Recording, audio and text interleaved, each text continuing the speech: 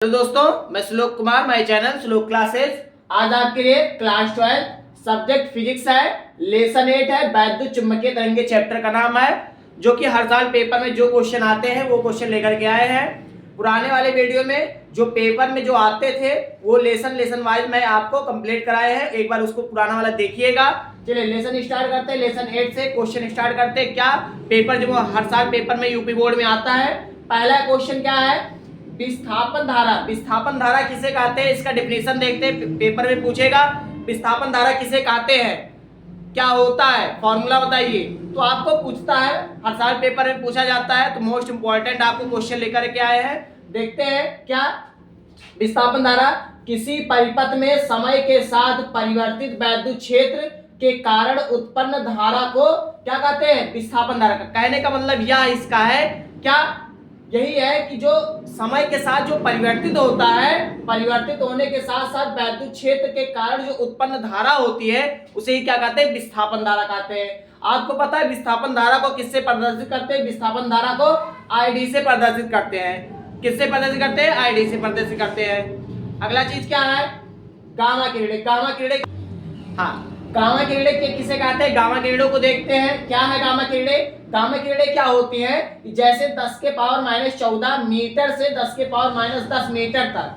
कहने का मतलब इसका रेशियो होता है कि 10 के पावर -14 मीटर से 10 के पावर -10 मीटर तक नाभिक की संरचना जो होती है, सॉरी, जो नाभिक की जो रचना होती है के संबंध में क्या होती है, सूचना देने में उपयोगी होती है। कहने का मतलब होता है जो चीज नाभिक में होती है वह सूचना देने में क्या होती है, उपयोगी होती है। कौन, गामा किरणें। अगला क्या है, एक्स किरणें। एक्स किरणें क्या है, एक्स किरणें क्या होती हैं, जैसे 10 के पावर -10 मीटर से 10 के पावर क्या 10 के पावर -11 मीटर से 10 के 3 × 10 के पावर -8 मीटर तक चिकित्सा विभाग से सर्जरी में उपयोगी है। कहने का मतलब इसका है, कितने से 10 के पावर -11 मीटर से 3 × 10 के पावर -8 मीटर तक चिकित्सा विभाग में क्या सर्जरी में उपयोगी है। कौन सी, एक्स किरणें। अगला क्या चीज है, कहने का इसका यही मतलब है कि एक्स किरणें क्या होती है, चिकित्साओं में इसका उपयोग किया जाता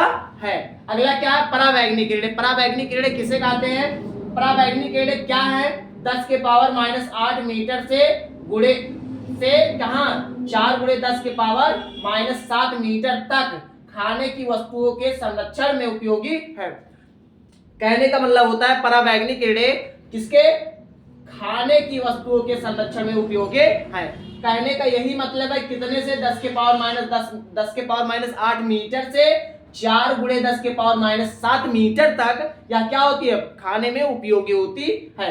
अगला क्या है, अवरक्त किरणें। अवरक्त किरणें क्या होती हैं, अवरक्त किरणें होती हैं 8 × 10 के पावर -7 मीटर से 5 × 10 के पावर -3 मीटर तक कोहरे व धुंध पर पार देखने में उपयोगी। कहने का मतलब होते हैं अवरक्त किरणें, जैसे मान लीजिए कोहरा पड़ा हुआ है या धुंधला है, तो उसके आर पार देखने के लिए किसकी उपयोगिता होती है, अवरक्त किरणें की उपयोगिता होती है।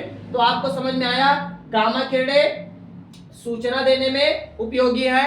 दूसरा, एक्स किरणें जो चिकित्सा होती है वहां सर्जरी में उपयोगी होती है। परावैंगनिक किरणें क्या होती है, खाने की वस्तुओं को संरक्षण में उपयोगी होती है। और अवरक्त किरणें जैसे मान लीजिए धुंधला है, उसके आर पार देखने के लिए क्या किस किरणें की उपयोगिता होती है, अवरक्त किरणें की। तो आपको समझ में आ गया सब, विस्थापन धारा, गामा किरणें, एक्स किरणें, परावैंगनिक किरणें और अवरक्त किरणें। तो आपको पेपर में अगर पूछ लिया जाए क्या परावैंगनिक किरणें किसकी उपयोगिता बताती है, तो परावैंगनिक किरणें खाने की वस्तुओं के संरक्षण में उपयोगिता बताती है, उपयोगी होती है। और क्या अगला पूछेगा, अवरक्त किरणें किसमें, तो आर पार देखने के लिए, जैसे धुंधला है, धुंधले में आर पार देखने के लिए किस किरणें की आवश्यकता होती है, अवरक्त किरणें। और सर्जरी में किस किरणें की आवश्यकता होती है, एक्स किरणें। और गामा किरणें क्या होती है, सूचनाओं देने में क्या होती है, उपयोगिता होती है। ये किसकी, गामा किरणें की। अगर आपको समझ में आ रहा है तो चैनल को लाइक, सब्सक्राइब, शेयर जरूर करिए।